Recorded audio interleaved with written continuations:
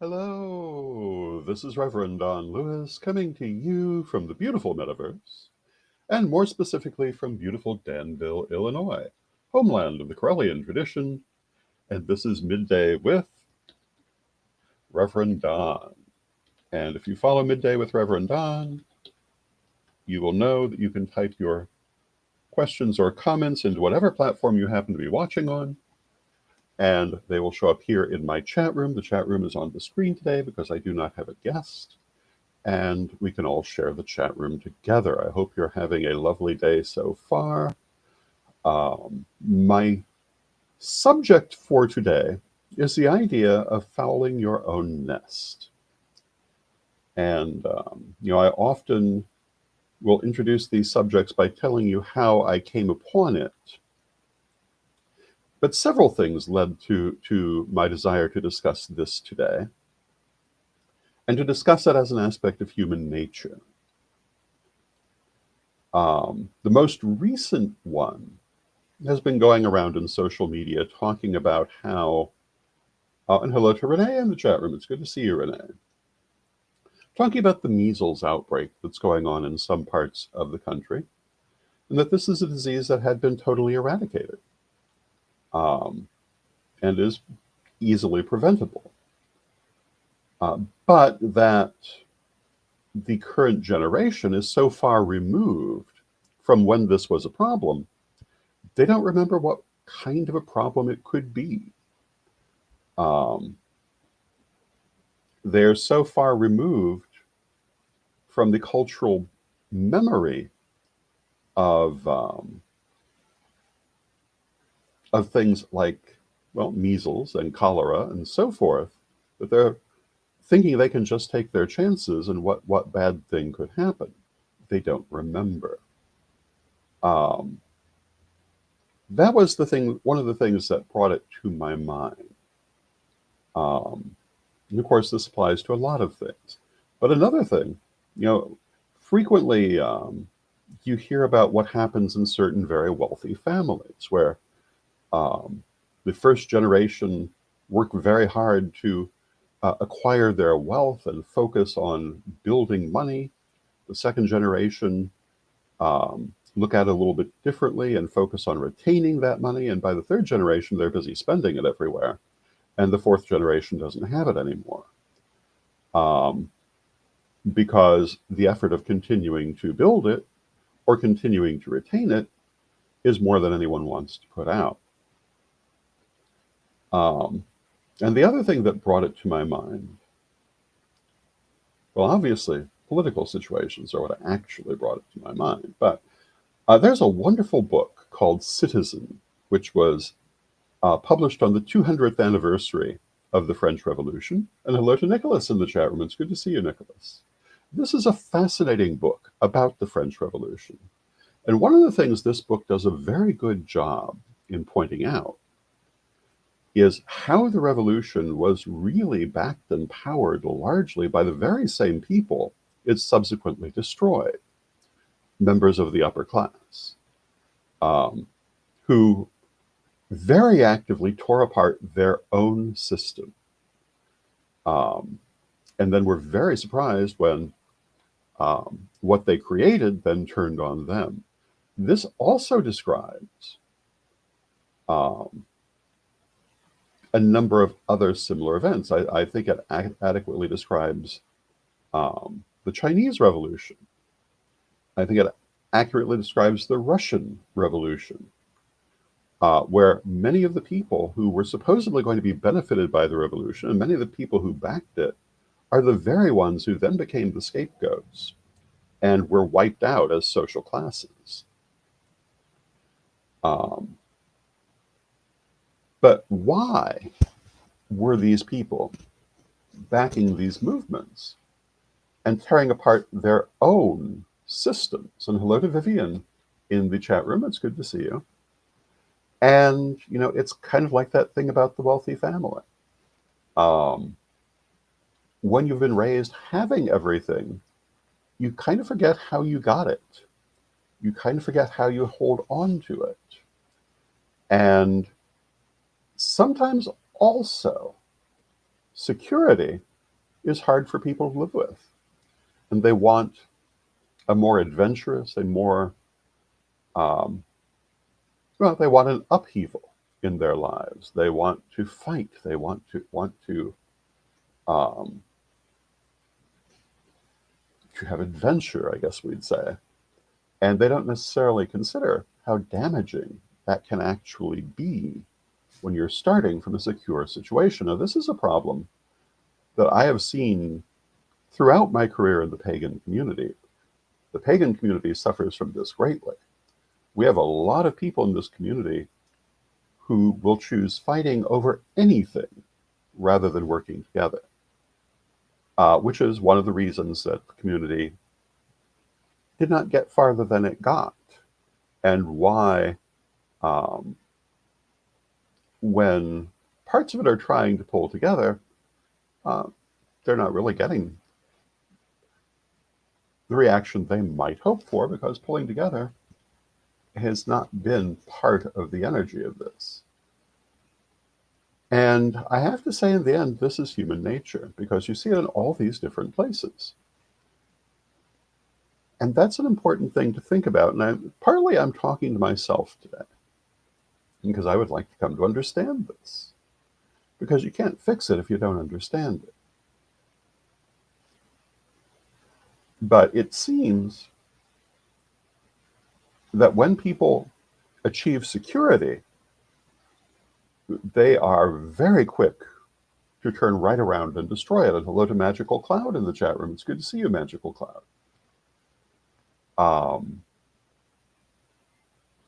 And this seems very counterintuitive.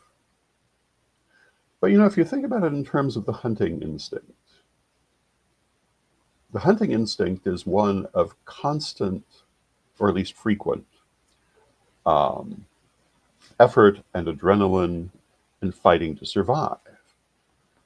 And if we think of this as being kind of our natural state, or a big part of our natural state, having stable society does go very much against that. It's very hard throughout history to find long-term stable societies. A few make it for a while. I've talked about how about 250 years, maybe 300, is the general length of a given country, or cultural moment before it has to destroy itself one way or another. Sometimes that destruction is transformation, and it goes on stronger than it was in the first place. Other times it's destruction. If we look at very long-term empires like the Roman Empire, or if we look at England, for example, we think of them as these very long, 1,000 to 2,000 year systems. But if you actually look at the history, they regularly break up and reform. If we look at England, for example, although there's been one royal family, more or less, since, 700 AD, nonetheless, every roughly 250 years, it shifts to a different branch of that family. Some of them rather far removed. Let's face it, the Tudors were a bit of a stretch from the Plantagenets. Only the fact that the Plantagenets did such a good job of wiping themselves out really gave the Tudors anything resembling a good claim, and even then their real claim came from Elizabeth Plantagenet, although they tried very hard to minimize that aspect. And hello to Magical Mermaid in the chat room. It's good to see you. But you regularly see this constant reformation. You see it in the Roman Empire. When we think of the Roman Empire, we usually think of the Western imperial period, which is about 400 years, give or take a little bit,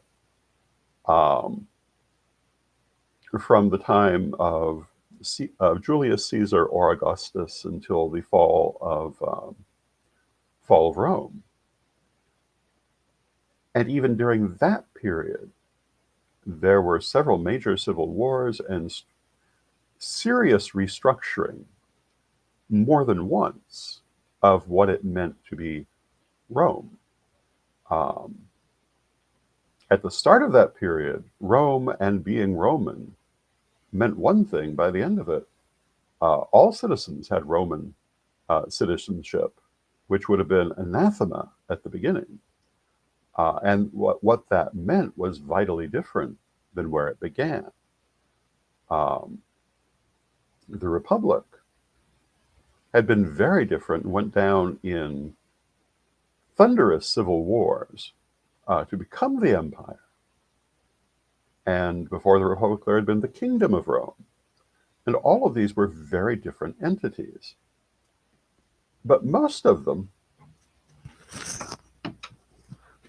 achieved great stability and then mostly collapsed from within. Yes, there were external pressures, but a lot of the pressure came from inside.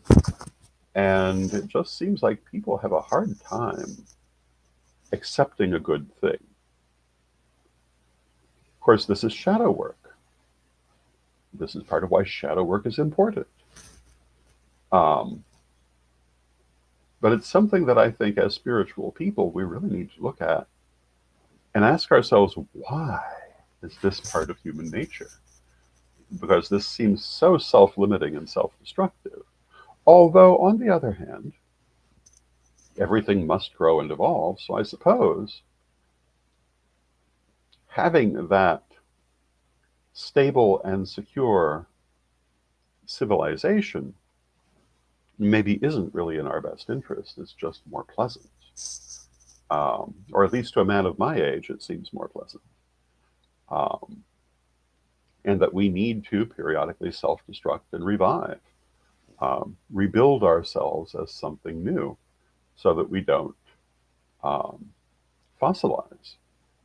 Now, I've talked about that for many years, um, why conflict is part of our human nature, and that this is the reason to stop us from fossilization. So I guess that really, in the end, must be the reason here.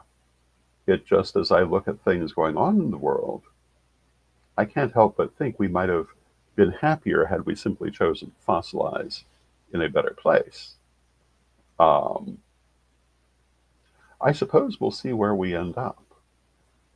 And, well, they say, wherever you go, there you are.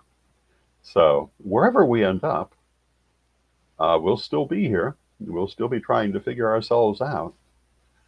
We may or may not be in the same incarnation by the time things stabilize again. But I think that taking time to think about this as we go through it is probably a very good idea. And seeing what wisdom we can come to from it. And Magical Mermaid says, without things like our slavery past in the States, would America be the melting pot that it has become? Well,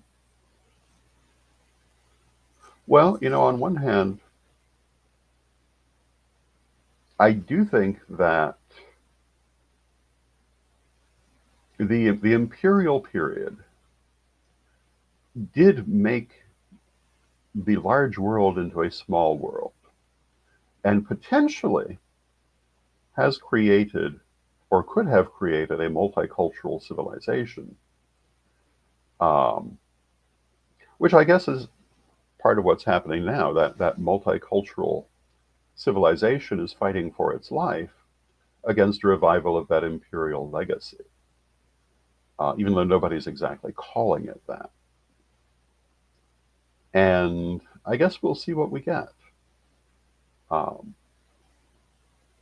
It amazes me that we have been so conscious of the negative things that happened in our past, yet here we are allowing many of them to repeat.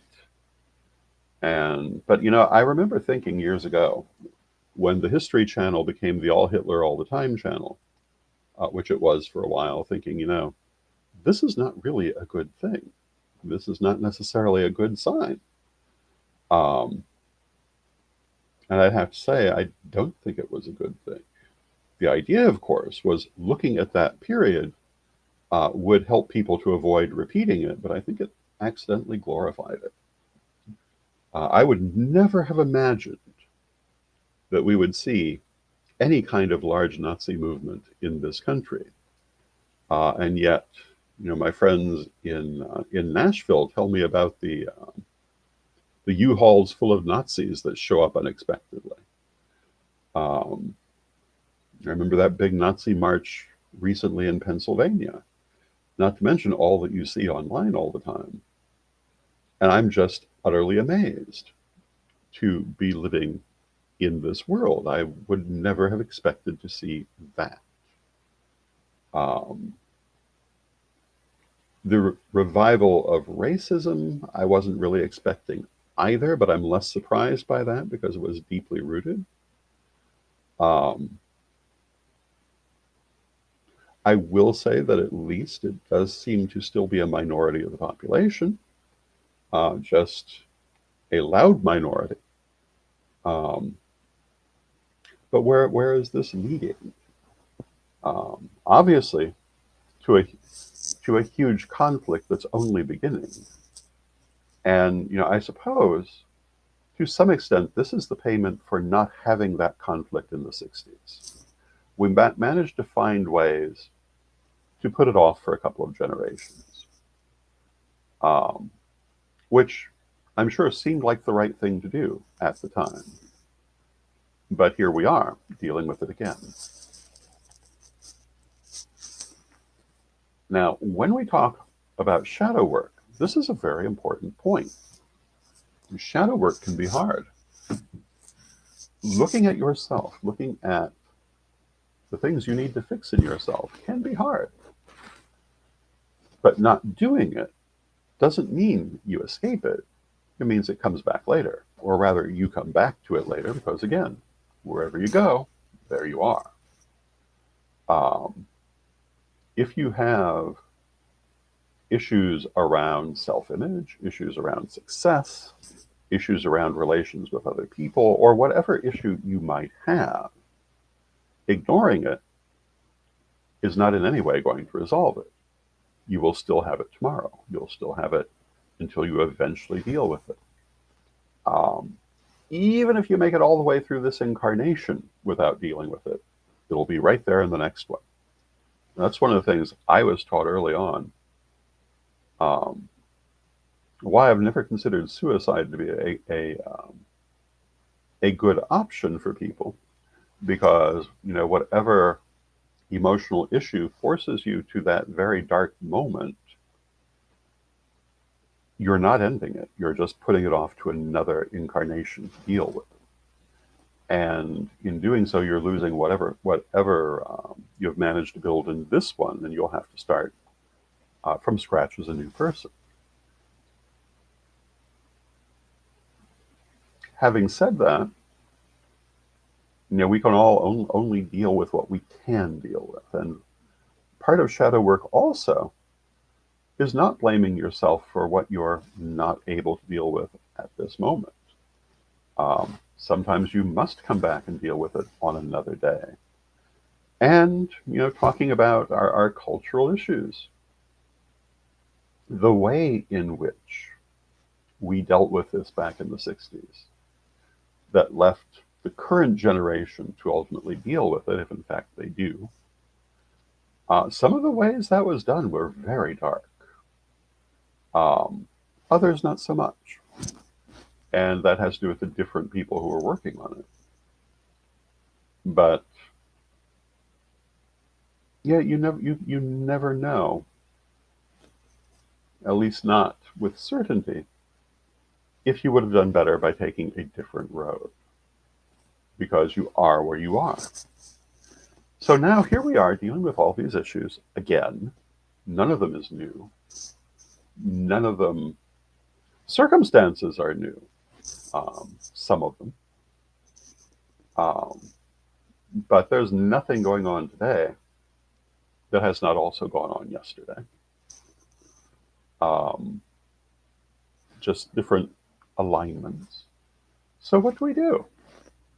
how do we find the next right act to take to build a better future and to deal with these things now rather than putting them off to the next generation?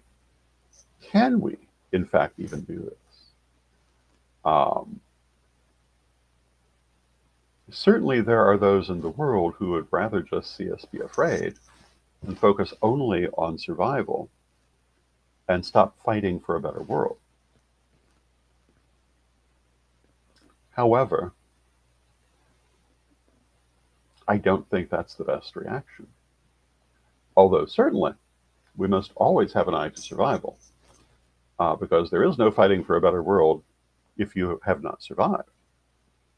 But I think it's very important for us to consult our spiritual guidance, whether through meditation, through divination, whatever you do, to decide how you're going to deal with the present day.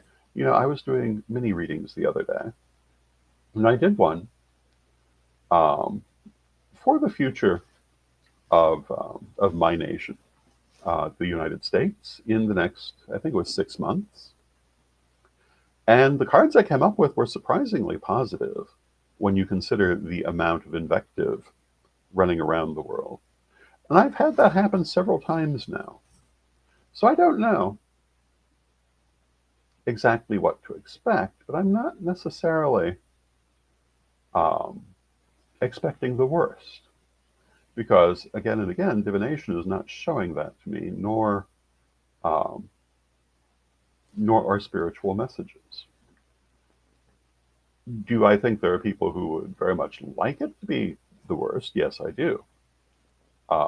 Is that what's going to transpire? For some reason, I don't think so. But I think we must all be prepared to do our best, regardless of what happens, and do that next right thing as best we can find it to continue to build a better world for the future. Um, I think it's going to be a challenge, but when is it not? And, you know, if I could get in my time machine and go back um, 30 years, I'd find people saying many of the same things in terms of their expectations for the future. Um, they would seem less justified from my present position, but I'd find them saying the same things. I cannot remember a time in my life when people haven't been saying the same things. When I was a child, there was a man, a friend of my father's, um, late 70s, early 80s, and he was constantly distributing leaflets warning about the imminent takeover of the United States by the Soviet Union, up to and including maps of how they were going to redivide the country, as if he could possibly have had access to such information. But he absolutely believed it, and no such thing happened during the existence of the Soviet Union. Um, and Renee says, "Nice tie, Don." Thank you, Renee. This was a gift from my home health helper, Shar, and I thought I would wear it today. And you see, it is a symphony of gray, and therefore very much in my taste. Um, I tend to be a big fan of gray, but I also like color, and I like doing unusual things with all of these. Um, but you know, looking back to that man, there's so many things that go through my mind. One of them is, wouldn't he have been happier doing something more productive with the end of his life? But maybe not. Maybe that's what he needed to give him a sense of purpose. I think of all the people who spent time worrying about that, which never came anywhere close to happening. Um, and it brings me back to, we must do the next right thing that appears before us now and not worry about what might happen. until it does happen.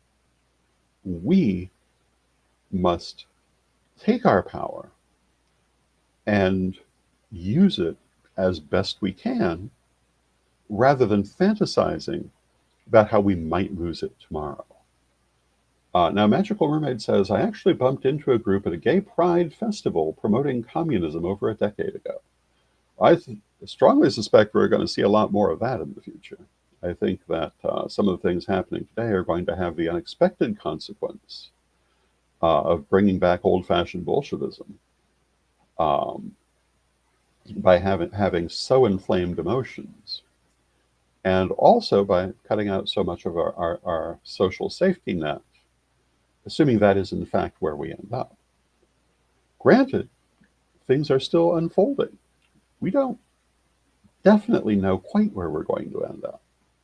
But one thing we can be fairly certain of in the United States is that the pendulum is constantly swinging back and forth. And in the last 30 years, it has swung more extremely than previously. And that this country is usually spoken of as being a cancer, but the Gemini influence is very strong. And there always seem to be two strongly opposing points of view. And in such a world, taking a reasonable middle path is not always easy, but I think it is always the best path to take. And again, we must trust our spiritual guidance and do our best to do that next right thing, which for most of us is not a national political thing. It's the things we do in our daily life. It's being a good person, being a kind person, trying to make life better rather than make life worse, and in the ways that we can. And hello to Lepos Felix in the chat room, who says, as a European, the USA is weird with its pendulum.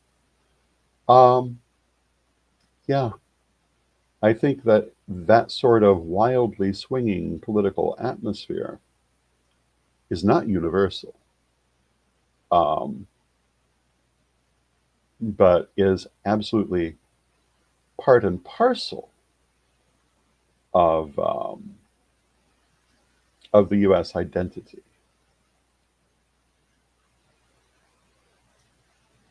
And Lepos Felix says, why not instead be a group of infighting buffaloes? I'm not quite sure what to say to that. But I think that being builders of a positive future, certainly for myself, is the path I wish to continue to follow. And I hope the people who listen to my opinion will make that same choice, even if people around us are taking extreme points of view. And I'm not saying not to oppose the things that you oppose, not at all. But to remember that that we are really about building a good future, not tearing down everything in our path. Going back to the pagan community, so often this community has seemed to be more about tearing down anything it built than about building anything. I can think of dozens of pagan communities across the US that totally destroyed themselves during the era of the witch wars, apparently for sport, because they could not choose any other option. For our community, I certainly hope we do not repeat that nonsense. But with that, I see that we've come to the end of our half hour, so let us take a moment for a word from our sponsors. Why? Because we love our sponsors.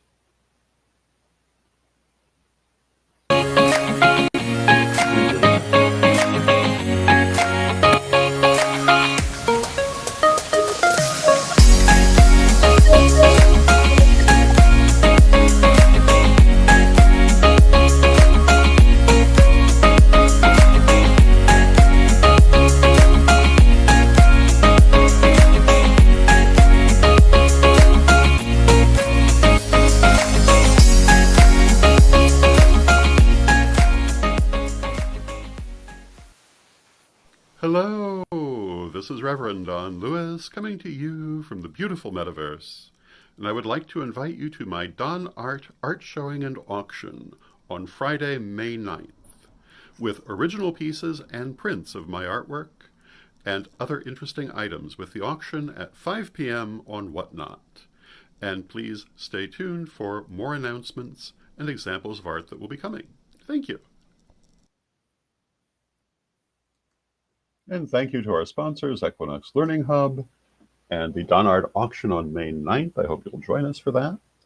And Lepus Felix says, with the changes as they are, change is forever. We just survive and float on the waves. And flowing down the river of platitudes, the one thing that's eternal in life is change. However, the more things change, the more they stay the same. That is one of the great contradictions of existence. With that, let us close with our prayer as we always do. Divine Mother Goddess, Divine Father God, beloved ancestors, we thank you for all that you do for us in our lives, and we rejoice in this walk we walk together, and we ask you to help us to find that next right thing to do, to build a better world. Beloved Mother Goddess, beloved Father God, beloved ancestors, we thank you with great love, and knowing you are always with us. From respect, we thank you for your presence, and may you be blessed now and always. May you be blessed.